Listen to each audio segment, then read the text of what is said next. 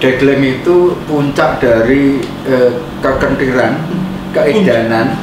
Kalau seseorang sudah sampai disebut celeng degleng, artinya ya luar biasa,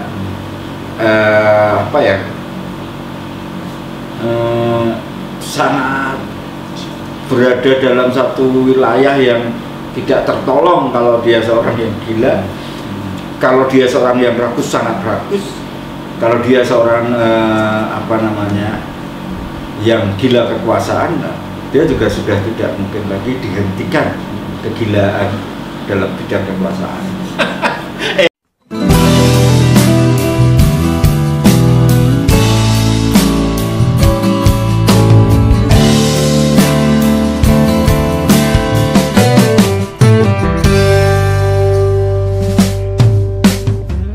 Tabik Sobat Wahyu, ketemu lagi dengan saya di Kabar Wahyu. Kali ini kita masih di acara BBU, Bincang-Bincang Wahyu.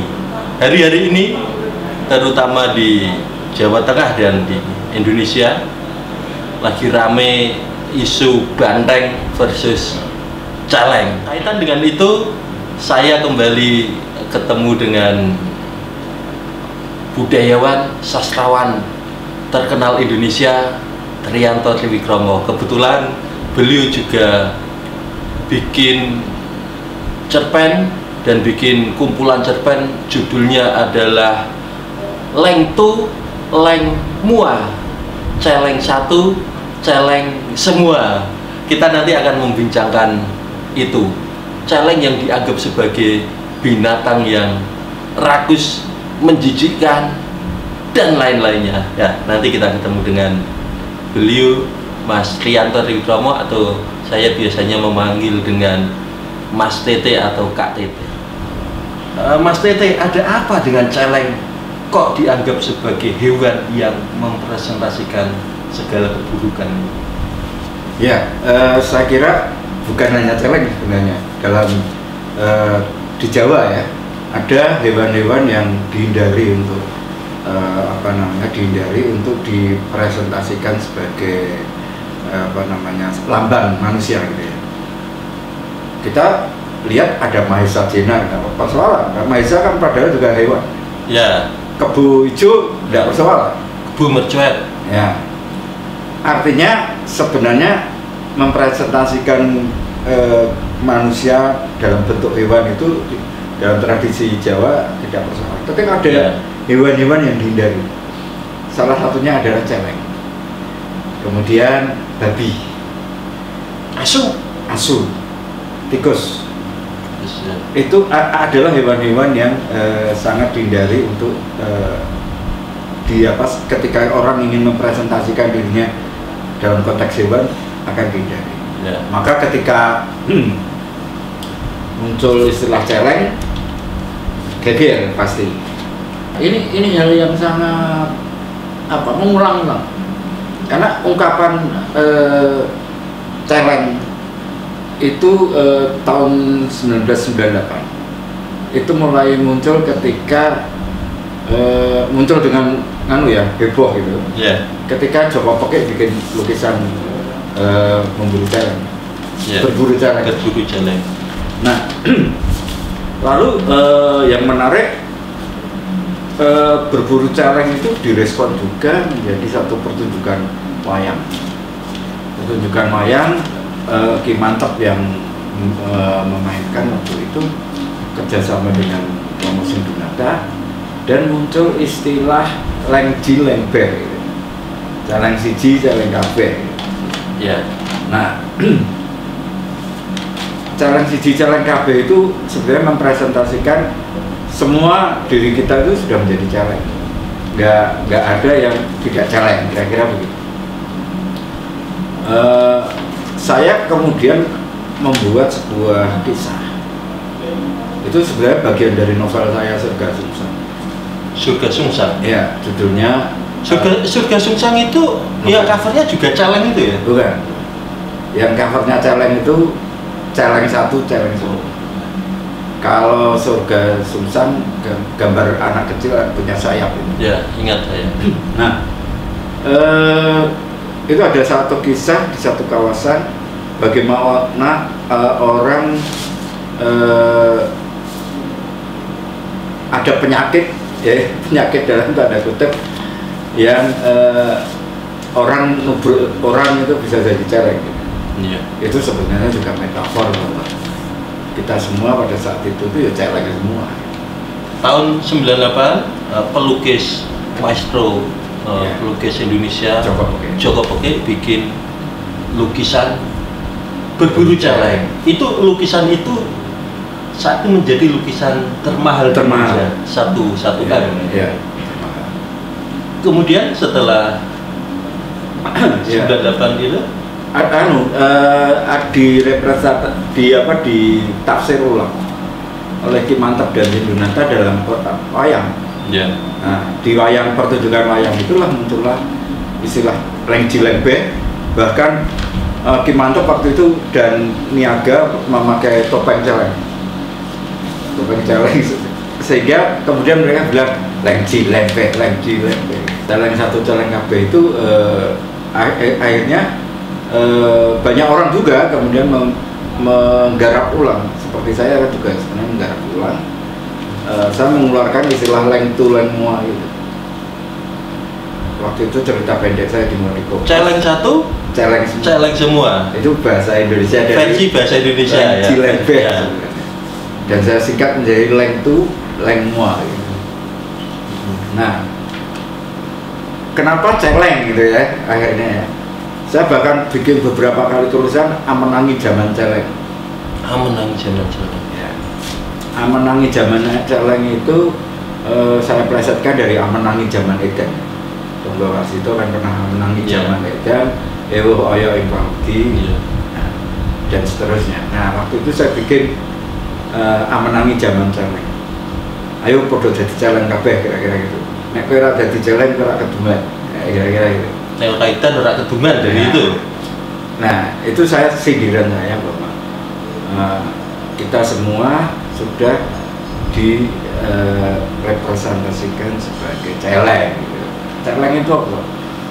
Celeng itu nek di masyarakat Jawa memang binatang yang rakus, binatang yang katakanlah serakah, terus pokoknya asal nubruk dan yang lain. Itu sehingga kalau kita mau mengatakan orang sangat buruk, maka dengan celeng gitu. Ya. Itu sudah tingkatan puncak dari puncak. Bahkan ketika orang disebut celeng ya udah itu lebih tinggi dari ketika orang Jawa bilang asu. Padahal asu itu sudah kasar. Tapi ketika celeng itu lebih kasar lagi. Nah, dengan kata lain memang pisuhan-pisuhan di Jawa itu ada stratifikasinya. Ya kalau masih agak rendah itu dengan binatang-binatang yang jangkrik ya betul. Terus kalau sudah agak tengahan dia bilang asu gitu. Dengan aksentuasi tertentu gitu. Nah, kalau sudah orang bilang celeng dengan penekanan tertentu, maka orang itu adalah sosok yang sudah tidak diterima sebenarnya dalam konteks masyarakat. Nah, problem hari ini adalah muncul apa yang disebut dengan barisan celeng. Hanya saya kira ini harus dibaca sebagai bagaimana politik itu memang mempresentasikan kegentingan lawan kegentingan gitu ya. Bagaimana yang satu harus lebih besar dari yang lain. Maka ketika muncul kalau bukan banteng itu adalah celeng, itu adalah sesuatu yang peminggiran sebenarnya, peminggiran dari orang-orang yang semula banteng kemudian dipaksa saya kira untuk menjadi celeng, karena orang-orang banteng yang kalau keluar barisan banteng ya celeng. Ya, artinya ketika dia menyebut nek ora, atau dalam bahasa Jawa nek ora bandeng ya celeng. Itu artinya ya kata yang lebih kasar adalah sebenarnya disingkirkan, dipinggirkan dari sebuah barisan besar, barisan bandeng itu menjadi sebenarnya menjadi barisan lain yang disebut celeng. Persoalannya adalah apakah orang-orang yang disebut barisan celeng ini justru mendaya gunakan kata celeng ini sebagai kekuatan. Pisuhan puncaknya dia terima di balik Ya. begitu. Artinya kalau ini malah menjadi kekuatan, bisa kan orang yang disebut celeng dalam konteks ini kan orang-orang yang dalam tanda kutip bisa disebut teraniaya. Dan politik di Indonesia itu adalah politik yang memberi perhatian kepada penganiayaan. Kita ingat dulu PDI sebelum jadi PDI Perjuangan, Megawati. ya PDI dulu, Megawati kan PDI. Ya. Begitu dia menjadi Dalam tanda kutip dianiaya oleh penguasa pada saat itu, maka muncullah PDI Perjuangan. PDI Perjuangan yang mempresentasikannya dengan bandeng yang lain. Sebentar sebelum ke celeng, karena ini celeng dimusuhkan bandeng.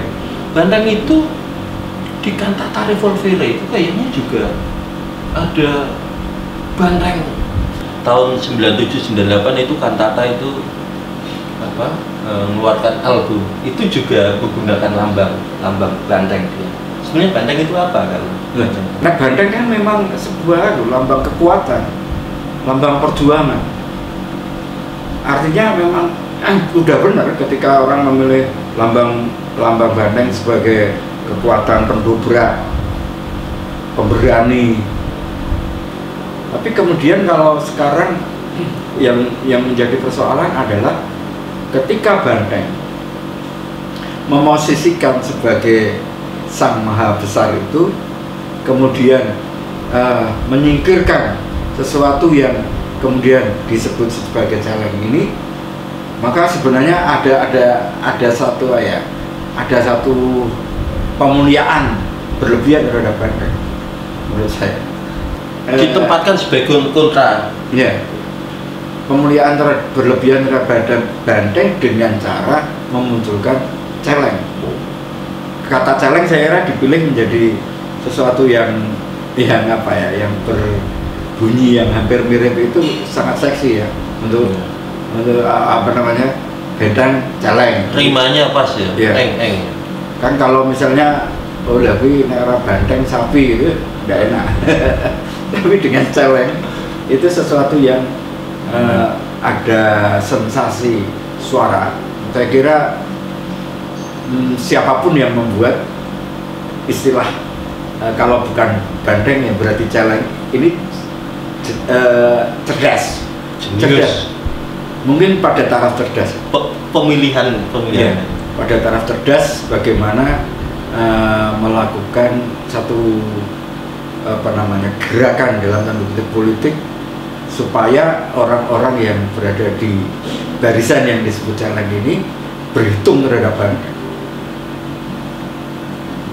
Sebab kalau mungkin tidak dengan ungkapan kalau tidak bandeng berarti celeng, antitesisnya ya, antitesis ya, itu bandeng adalah sesuatu yang membuat kita semua paham bahwa ini sangat gede, sangat mulia, yang ini sangat kecil dan sangat sangat dianggap rakus, sangat dianggap yang satu tinggi, ya, yang satu dalam kalau tinggi, yang satu rendah. Ya. Jadi yang satu dimuliakan, yang satu direndahkan. Nah ini Mas Trianto saat bikin cerpen Leng Tu Leng Mua itu menceritakan apa sehingga kok memilih celeng sebagai sesuatu yang seksi di situ? Iya, saya kira pada waktu itu korupsi sangat merajalela ya, sangat merajalela. Dan ini cerpen 2011 ya? Ya, 2011 ya. Saya ingin menggambarkan di Surga Sumsang sebenarnya itu masyarakat Indonesia itu punya problem apa saja sih. Salah satu problemnya adalah dalam teks saya judulnya kemudian Menangi Zaman Celeng di buku yang Surga Sumsang. Itu menggambarkan satu masyarakat yang gampang koruptif gitu. Menggambarkan koruptif dan menularnya cepat, kira-kira begitu. Sehingga saya apa ya yang paling mungkin untuk menggambarkan ini. Nah, saya sebenarnya tidak menciptakan karena simbol celeng itu udah sejak dulu sudah dipakai, memproduksi ulang dengan tapi saya mencoba menghadirkan dengan cara baru, dengan cara di satu desa muncul satu penyakit yang orang ditubruk celeng dia akan jadi celeng. Saya tadi nyari-nyari celeng itu digunakan apa aja sih. Ternyata selain di wayangnya Ki Mantep Sudarsono, juga di Mas Rianto yang di cerpen, ada di novelnya, itu di lagu juga ada ternyata. Di puisi juga ada. Pasti. Itu Sindunata itu juga bikin novel Menyusu Celeng juga karena terinspirasi dari trilogi celengnya Joko Peki. Kemudian ada celeng degling, itu apa tuh, Mas Dede? Iya. Ini lagu ini muncul lagi loh. Iya. Saya kira ini kan satu sindiran yang luar biasa ya. Sudah celeng, degling lagi. Saya sebagai orang Jawa itu mengartikan degling itu apa, itu agak sulit saya. Degling itu puncak dari kekentiran, keedanan. Udah celeng ya. Ini puncak kekentiran, keedanan, ketidakwarasan. Nah, kalau orang sampai sudah pada taraf dianggap celeng degling, ya udah dia nggak tertolong lagi kan. Kerakusannya nggak tertolong, kebrengsekannya nggak tertolong, karena degling itu sesuatu yang puncak dari kegilaan. Nah, apalagi kegilaan dalam arti kegilaan yang bagaimana nih? Kegilaan yang orang-orang gila atau orang? Ya, orang yang gila itu kan orang yang sudah nggak berpikir waras, segalanya semau gue, apapun tidak dipikir, dia mau telanjang mau apapun tidak punya kekhawatiran, dan karena sudah pada taraf degling itu, sudah pada taraf gila, puncak kekendiran. Nah, kalau seseorang sudah sampai disebut celeng degling, artinya ya luar biasa,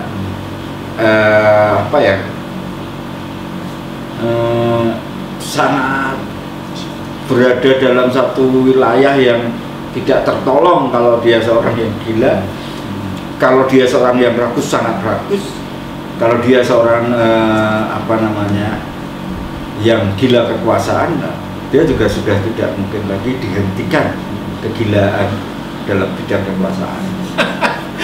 Ini celeng degling celeng degling itu lagunya si Sri Krishna atau Krishna Encik. Nah, itu lagu celeng degling itu dibuat 2015 tapi diluncurkan tahun 2019 di Taman Budaya Yogyakarta. Peluncurannya itu ini sekarang viral lagi nih, Mas Rianto. Karena peluncurannya itu juga dihadiri sama Pak Ganjar Pranowo, yang pendukung Pak Ganjar Pranowo itu dianggap sebagai celeng saat ini loh. Tetapi ini tidak ada kaitan dengan kondisi politik saat ini sebetulnya. Celeng degling itu juga diciptakan karena diskusi dengan Sindunata dan Joko Peki tadi. Iya pasti, karena awal dari sesuatu yang dalam ekspresi kesenian itu kan memang berburu celeng. Soalnya adalah apakah barisan celeng perjuangan ini akan menjadi yang sering digambarkan sebagai celeng degleng. Artinya celeng yang sudah rakus, binatang hina, serakah, memualkan, dan kemudian degleng. Puncak kekentiran itu, degleng itu tidak mau lagi melihat kanan kiri. Pokoknya terjang aja, apapun diterjang. Apakah akan menjadi seperti itu? Ganjar sendiri tidak mau hari-hari ini mengidentifikasi dirinya ke dalam kelompok celeng, karena bahaya juga. Ganjar hari ini adalah Ganjar yang oke, kau sebut aku celeng, tapi ingat loh, aku setia padamu hei Banteng. Keliru kalau tidak menganggap Ganjar tidak melawan. Apa yang diucapkan Ganjar hari-hari ini adalah perlawanan Ganjar. Perlawanan dengan cara yang pasifis, perlawanan yang sebenarnya nabok nyeleh tangan juga.